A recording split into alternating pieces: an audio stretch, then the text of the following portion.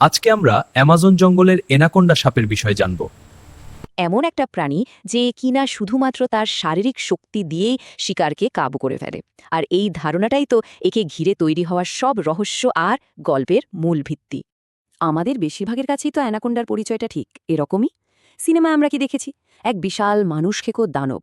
কিন্তু এই যে জনপ্রিয় গল্প, এর আড়ালে আসল সত্যিটা কি? চলুন আজ সেই রহস্যটা একটু ঘেঁটে দেখা যাক। তাহলে সিনেমার দানবটাকে একটু পাশে সরিয়ে রেখে চলুন আসল অ্যানাকন্ডার সঙ্গে পরিচয় করা যাক। এর বিশাল শরীর দেখলেই বোঝা যায় কেন একে নিয়ে এত গল্প তৈরি হয়েছে। সবুজ অ্যানাকোন্ডা লম্বায় প্রায় ৩০ ফুট পর্যন্ত হতে পারে, ভাবুন তো একবার। এটা প্রায় একটা স্কুল বাসের সমান লম্বা। এই বিশাল আকারটাই ওকে ওর পরিবেশে এক অপ্রতিরোধ্য শিকারী করে তুলেছে। আর শুধু লম্বাই নয়, ওজনের দিক থেকেও কিন্তু এটা পৃথিবীর অন্যতম ভারী সাপ। এর ওজন ২০০ কিলোগ্রামেরও বেশি হতে পারে। এই বিপুল ওজনটাই এর পেঁচিয়ে ধরার শক্তিকে আরও অনেক বেশি মারাত্মক করে তোলে। অ্যানাকন্ডা আসলে দক্ষিণ আমেরিকার আমাজন রেনফরেস্টের বাসিন্দা। এরা জলকে খুব ভালোবাসে আর নদী বা জলাভূমির ধীর গতির জলেই থাকতে বেশি পছন্দ করে। সত্যি বলতে এরা এতটাই ভালো সাঁতারু যে এদের শরীরটা যেন জলের নিচের জীবনের জন্যই তৈরি হয়েছে। অ্যানাকন্ডার আসল গল্পটা কিন্তু এর শিকার করার পদ্ধতির গল্প। এটা কোনো সাধারণ শিকারী নয়, বরং ধৈর্য, কৌশল আর শক্তির এক অবিশ্বাস্য মিশেল। এটাই তো আসল প্রশ্ন, তাই না?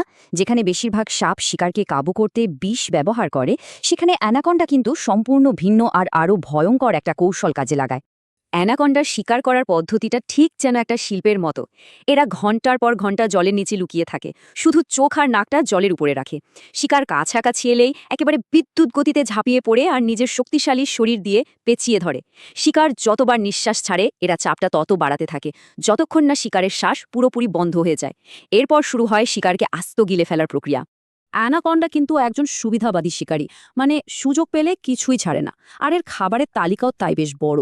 ছোট মাছ বা পাখি থেকে শুরু করে ক্যাপিবারা, এমনকি জ্যাগুয়ারের মতো ভয়ঙ্কর প্রাণীও এর শিকার হতে পারে। এটাই তো এর অবিশ্বাস্য শক্তির সবচেয়ে বড় প্রমাণ, তাই না? আচ্ছা, এবার সেই প্রসঙ্গে আসা যাক যেটা নিয়ে আমাদের সবার মনে সবচেয়ে বেশি ভয় কাজ করে। সিনেমার গল্পগুলো কি সত্যি? অ্যানাকন্ডা কি আসলে মানুষ শিকার করে?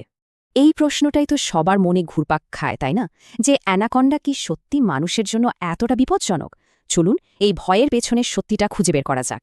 হ্যাঁ, এটা শুনে হয়তো একটু অবাক লাগছে, কিন্তু বাস্তবতা হলো অ্যানাকন্ডার আক্রমণে মানুষের আহত হওয়ার ঘটনা অত্যন্ত বিরল। সিনেমার গল্পের সাথে বাস্তবের এখানেই সবচেয়ে বড় অমিল। এর কারণটা কিন্তু খুব সোজা। প্রথমত, মানুষ অ্যানাকন্ডার স্বাভাবিক খাবারের তালিকায় পড়ে না। আর দ্বিতীয়ত, এরা সাধারণত মানুষ দেখলে এড়িয়েই চলে। যখন কোনো আক্রমণের ঘটনা ঘটে, সেটা প্রায় সব সময়ই আত্মরক্ষার জন্য হয়, কারণ সাপটা হয়তো নিজেকে বিপদে পড়েছে বলে মনে করে। সুতরাং আসল কথা হলো একে সম্মান করা আর এর থেকে একটা নিরাপদ দূরত্ব বজায় রাখা। তাহলে অ্যানাকন্ডা যদি দানব না হয়, তাহলে সে আসলে কি? এর আসল গল্পটা হলো প্রকৃতির সাথে নিজেকে নিখুঁতভাবে খাপ খাইয়ে নেওয়ার এক অসাধারণ কাহিনী। এখানে একটা বেশ অবাক করার মতো তথ্য আছে। বেশিরভাগ সাপ যেখানে ডিম পাড়ে, সেখানে অ্যানাকন্ডা কিন্তু সরাসরি জীবন্ত বাচ্চার জন্ম দেয়। এই বিশেষত্বটা তাদের জীবনচক্রে এক অন্য মাত্রা যোগ করেছে। একটা মা অ্যানাকোন্ডা একবারে ২০ থেকে ৪০টা পর্যন্ত বাচ্চা দিতে পারে। আর সবচেয়ে অবাক করা বিষয় হলো, এই বাচ্চারা জন্মানোর পর থেকেই কিন্তু পুরোপুরি স্বাধীন। তাদের বেঁচে থাকার জন্য প্রথম দিন থেকেই নিজেদের লড়াইটা নিজেদেরই লড়তে হয়। তাহলে আমরা দুটো আলাদা গল্প দেখতে পাচ্ছি।